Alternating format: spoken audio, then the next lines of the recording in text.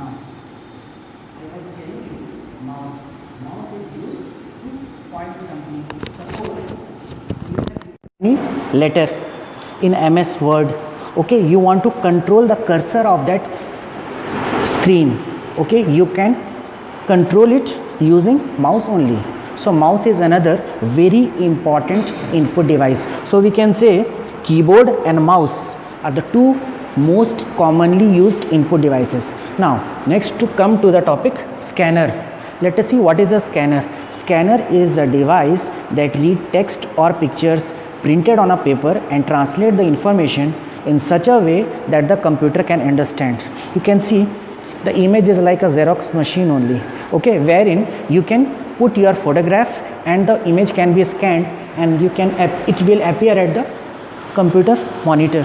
So scanner is again one form of input device because you are giving input to the computer. You are placing a photograph and that image is transferred into the computer. So that means you are giving input to the computer. So scanner is again will be called as a input device. There are three types of scanner: flatbed scanner, sheet fed scanner and handheld scanner. You can see this is the example of flatbed scanner.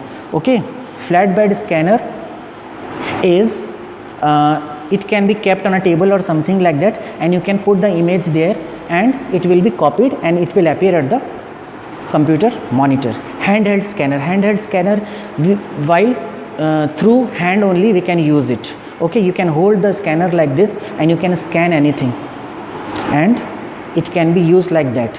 Next come to microphone. You want to give input to the computer as your voice. You want to record your voice. So microphone is input device which is used to record voice. You can connect the microphone with your computer and you can give your voice as an input to the computer. You are sending your voice as an input. So that means microphone is again an input device. Now joystick is used to play the games, to play the video games. It has a stick which can be moved in all directions and controls the movement of a pointer. You can see the image. Okay, you can see this image.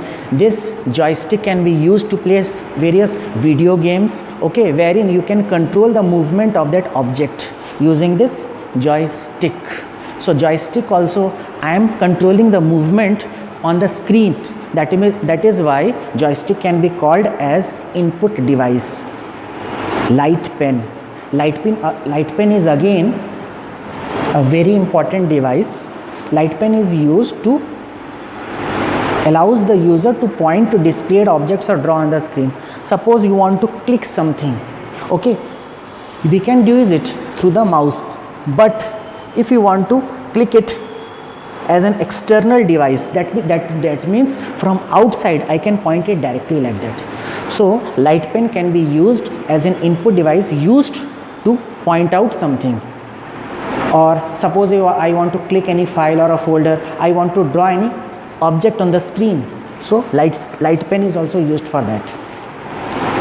Web camera can be used for chatting purpose, for online chatting, or for doing any capturing any still images or videos. You want to capture your video directly, you can place a web camera in front with your computer and you can capture your image sitting in front of that. Okay, so web camera is a device used to capture still images. You are capturing the video and you are sending it into the computer. That means web camera will again be, we can say it as input device. So input device is over. Now come to the main part, that is your processing device. You know, suppose I will give you one example. I am asking you to solve a mathematical question. Okay, you will use your brain to solve that. Similarly, in your computer, CPU can be called as a brain of the computer.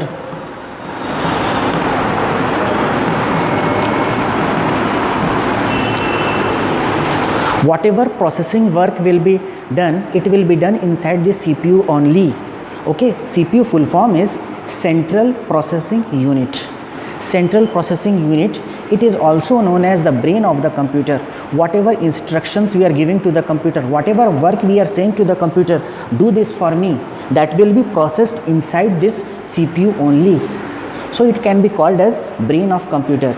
It helps the computer to process the data in order to produce valid and desirable output.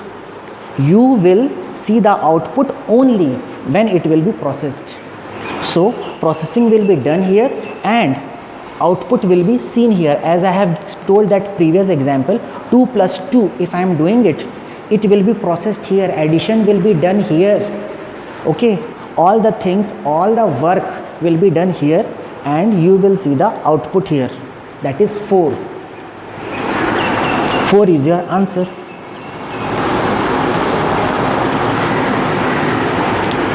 Now CPU is divided into 3 main parts: ALU, CU and MU.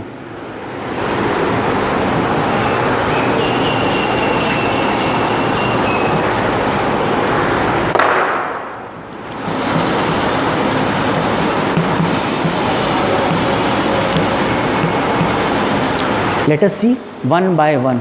First is your ALU. ALU stands for Arithmetic Logic Unit. You want to do addition in your computer, you want to do subtraction, all the mathematical work will be done inside this ALU. It is a part of CPU.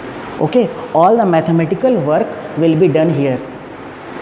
All the mathematical thing, suppose you want to find the square root, suppose you want to take out the any algebraic expression or something like that, you want to solve it, all the things, addition, subtraction, everything will be solved inside this ALU only. Now CU is control unit. As you are giving input to the computer, all the instructions, all the data and instructions will be sent to the CU and it will control all the work there. It will control all the instruction, all the data, and it will be processed and it will be sent back to the screen here. Okay, that means after processing, after processing, all the answer will be sent back to the monitor, and during that period time, control unit will control all the operations of that particular work. Okay, whatever you have given the work to the computer, all the work will be being controlled by this control unit inside the CPU. Now memory unit, it stands for memory unit. It stores information temporarily and permanently. During that time, the memory which will be used, that is your memory unit. Memory unit, that means during the processing time, when the computer will do the processing, during that time the memory which will be used, it will be done inside this memory unit. It will say that all the memory which will be allocated to that particular work, it will be allocated through MU only. Memory unit will control, memory unit will give the instructions. That means it will say that this much memory will be used for that particular work. Okay, so these are the 3 main parts of CPU. Again we can come back to that main thing, that if you want to give input to the computer, it will be processed and output you will see on the computer screen. Now let us see the third topic, that is your output devices.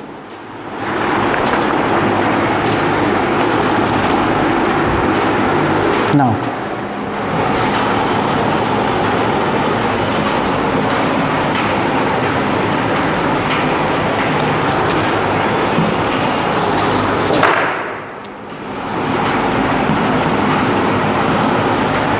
first is your monitor,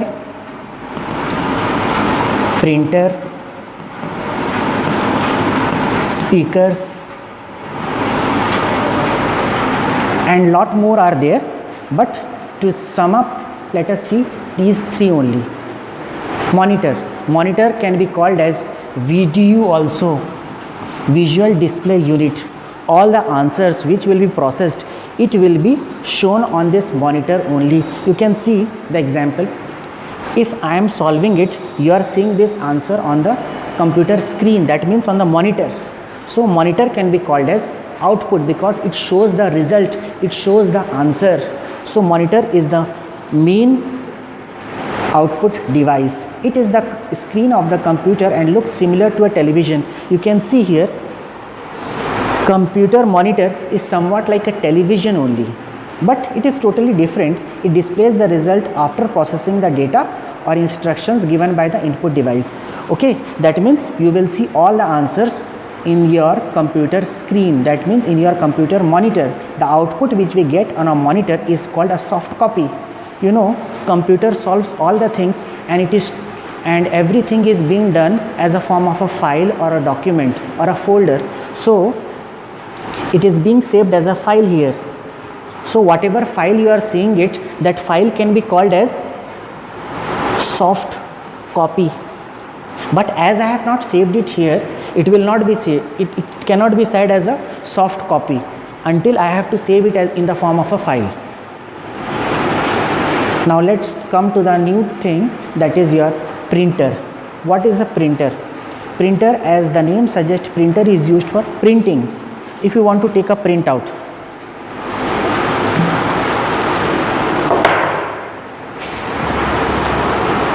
I have made this tree and a house. I want to take a